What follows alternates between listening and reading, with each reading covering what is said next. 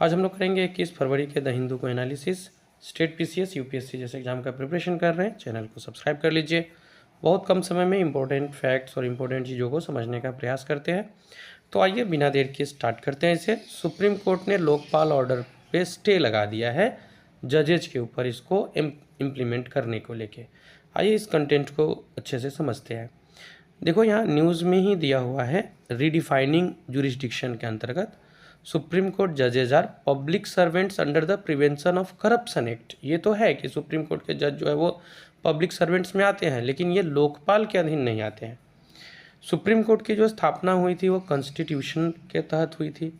High court भी pre existed constitution के तहत ही है।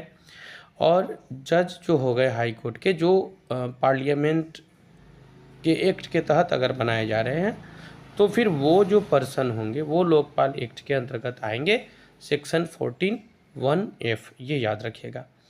अब यहाँ पे एक कंडीशन है जो कि कंसल्ट करने वाला है सीजीआई से। लोकपाल एक्ट बहुत चर्चे में रही है, तो देख लेते हैं होता क्या है ये लोकपाल। सबसे पहले हु इज़ अ लोकपाल, ये प्रश्न उठता है।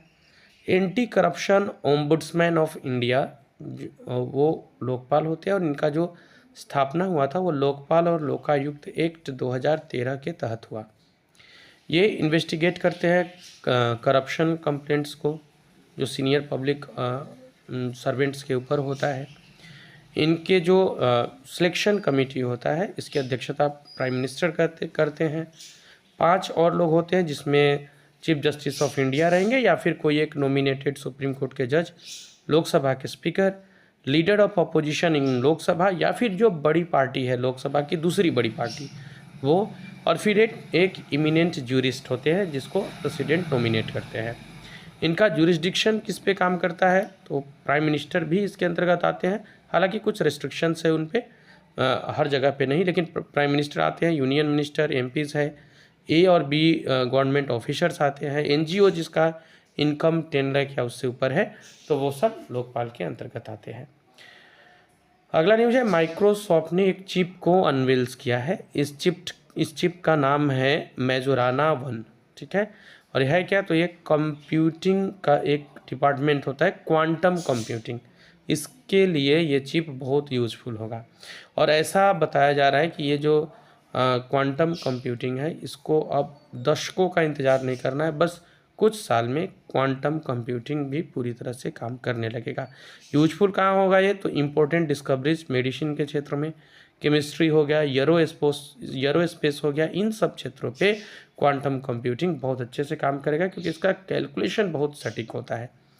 बिगेस्ट चैलेंज क्या है क्वांटम कंप्यूटिंग को लेकर के, तो इसका जो फंडामेंटल बिल्डिंग ब्लॉक है, जिसको क्यूबिट कहते हैं, ये बहुत फास्ट होता है, इसलिए इसको कंट्रोल करना मुश्किल होता है। और जब कंट्रोल करना मुश्किल होता है तो यहाँ गलती होने की संभावना बहुत ज़्यादा होती है। तो ये आपको जो चिप लाया गया है, इससे याद कर लीजिएगा, और इन सब चीज़ों को नोट डाउन भी जरूर कॉपी में करते चलिएगा। आइए देखते हैं अगले इम्पोर्टेंट न्यूज़ को। चिप का नाम याद रखिएगा, मैरोजाना 1, ठीक है। Government of opposition ruled states in south India reject proposed UGC rules. देखिए यूजीसी रूल्स जो आया हुआ है, इसको जो हमारे साउदर्न स्टेट है, ये गवर्नमेंट के इस रूल को स्वीकार नहीं कर रही है। केरला हो गया, तेलंगाना है, कर्नाटक है और तमिलनाडु है। ये जो नई एजुकेशन पॉलिसीज़ वगैरह, इन सब को ये स्वीकार नहीं कर रही हैं। बस इन स्टेट्स के नाम आप याद रख सकते हैं। ये बहुत इंपॉर्टेंट न्यूज़ है आज। IB है यहाँ, इंफॉर्मेशन एंड ब्रॉडकास्टिंग मिनिस्ट्री, इन्होंने OTT कंटेंट के लिए कुछ रूल्स जारी किए हैं, कुछ रूल्स इशू किए हैं। अभी हम लोग देख पा रहे हैं कि जैसे OTT कंटेंट आने के बाद शुरू हो गया, बहुत अधिक जो प्रोहिबिटेड चीज़ है उसका प्रसारण ये लोग कर रहे हैं लोग। तो इसी में information technology and digital media ethics rules 2021 के तहत कुछ रिकमेंडेशंस यहाँ पे लाई गई है, कुछ चीज़ें जो है वो रिकमेंड की जा रही है। अब उसको देख लेते हैं ये चीज़ है क्या। तो ये है कि जो ऑप्शंस, पोर्नोग्राफी, वल्गरिटी, इनको लेकर के जो चीज़ आ रही है, इसके ऊपर नकेल करने के लिए, इसको कंट्रोल करने के लिए कुछ नए इंस्ट्रक्शंस जारी किए गए हैं। और इसमें है क्या, तो प्रोमोटिंग, ग्लैमराइजिंग और glorifying the use of narcotic drugs, ये भी इसके अंतर्गत लिया गया है। स्क्रीनिंग कंटेंट, यहाँ इस पूरे विषय को समझते हैं। क्या क्या कहा गया है, आईबी मिनिस्ट्री ने लेटेस्ट एडवाइजरी जारी की है और इसमें इन चीज़ों को ओटीटी प्लेटफॉर्म्स को फॉलो करने के लिए कहा है। सबसे पहले एज बेस्ड क्लासिफिकेशन को इंश्योर करें, इन्फोर्स करें age gating for mature content, जो भी मैच्योर कंटेंट है उसके लिए एज का कन्फर्म्ड होना जरूरी है। अवॉइड करें प्रोहिबिटेड कंटेंट, जैसे कि ऑप्शंस हो गए, वल्गरिटी हो गए, पोर्नोग्राफी हो गया, और ये सब आईटी रूल्स 2021 के तहत आएगा।